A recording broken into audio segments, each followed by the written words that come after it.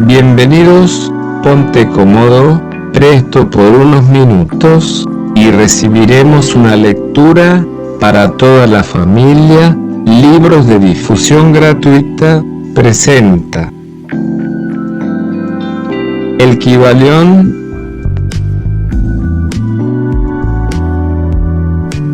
por los tres iniciados. El Kybalión, capítulo 14, video 2. Género mental.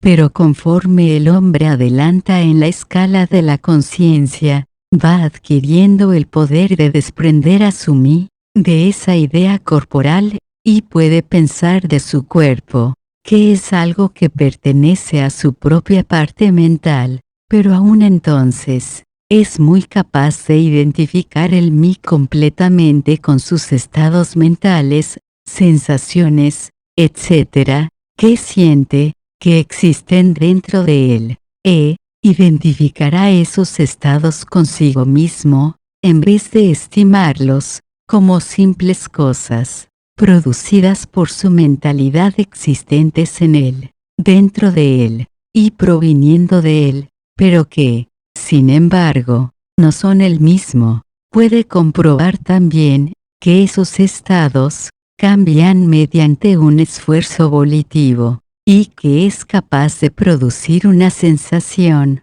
o estado de naturaleza, completamente opuesta de la misma manera, y, sin embargo, sigue existiendo siempre el mismo mí. Después de un tiempo, podrá así dejar a un lado esos diversos estados mentales, emociones, sentimientos, hábitos, cualidades, características, y otras posesiones personales, considerándolas como una colección de cualidades, curiosidades, o valiosas posesiones del no-mí. Esto exige mucha concentración mental y poder de análisis de parte del estudiante, pero ese trabajo es posible, y hasta los que no están muy adelantados pueden ver en su imaginación cómo se realiza el proceso descrito. Después de realizado ese ejercicio,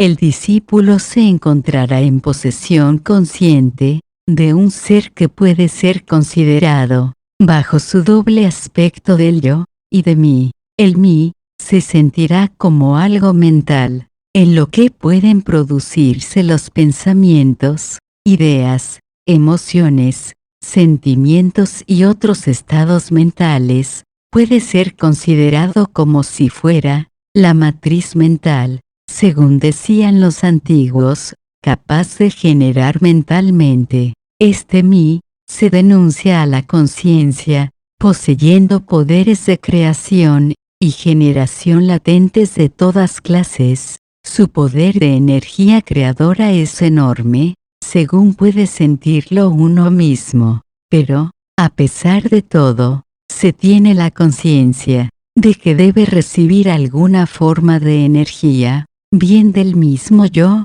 inseparable compañero, o bien de algún otro yo, a fin de que así pueda producir sus creaciones mentales. Esta conciencia aporta consigo una realización de la enorme capacidad de trabajo mental y de poder creador que encierra. El estudiante encuentra pronto que no es todo lo que hay en conciencia íntima, pues ve que existe un algo mental que puede querer que el mí obre de acuerdo con cierta línea creadora, y que, sin embargo, permanece aparte, como testigo de esa creación mental. A esta parte de sí mismo se le da el nombre del yo, y puede reposar en su conciencia voluntad. Allí se encuentra, no una conciencia, de una capacidad de generar y crear activamente, en el sentido del proceso gradual común a las operaciones mentales, sino más bien, de la conciencia de una capacidad de proyectar una energía del yo al mí, querer que la creación mental comience y proceda. También se experimenta que el yo puede permanecer aparte, testigo de las operaciones o creaciones mentales del mí. Este doble aspecto existe en la mente de toda persona. El yo representa al principio masculino del género mental, y el mí al principio femenino. El yo representa el aspecto de ser, el mí, el aspecto de devenir.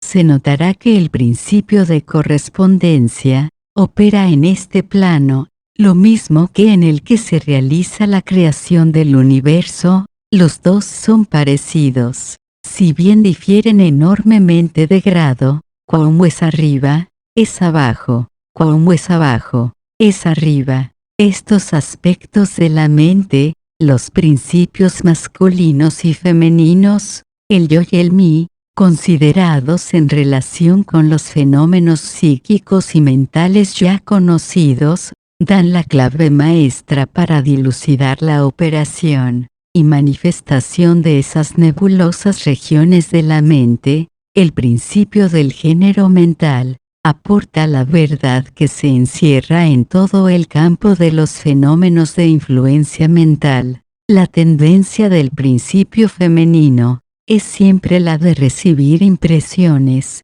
mientras que la tendencia del masculino es a darlas o a expresarlas. El principio femenino tiene un campo de acción mucho más variado que el masculino. El principio femenino conduce el trabajo de generar nuevos pensamientos, conceptos, ideas, incluso la obra de la imaginación. El masculino se contenta con el acto de querer, en sus varias fases. Sin embargo, sin la ayuda activa de la voluntad del principio masculino, el femenino puede contentarse con generar imágenes mentales, que son el resultado de impresiones recibidas del exterior, en vez de producir creaciones mentales originales. Las personas que pueden prestar continuada atención a un sujeto, emplean activamente ambos principios mentales,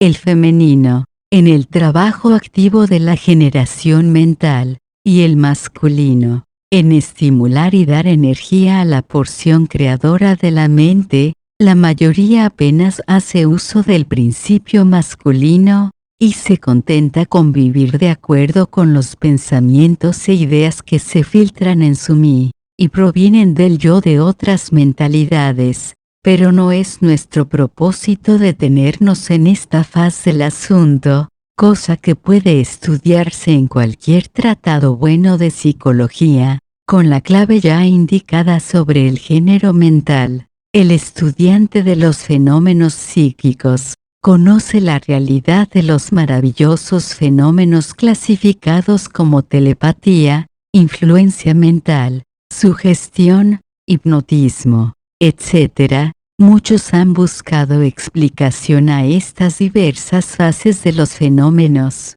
siguiendo las teorías de dualidad mental, promulgadas por los diferentes instructores, y, hasta cierto punto, están en lo cierto, porque realmente existe una manifestación, clara y definida, de dos fases distintas de actividad mental. Pero si esos estudiantes consideran esa dualidad, a la luz de las enseñanzas herméticas concernientes a la vibración y al género mental, verían que la clave tan buscada, la tienen al alcance de la mano. En los fenómenos telepáticos, se ve que la energía vibratoria del principio masculino se proyecta hacia el principio femenino de otra persona, y que esta última absorbe ese pensamiento y le permite desarrollarlo y madurarlo. En la misma forma,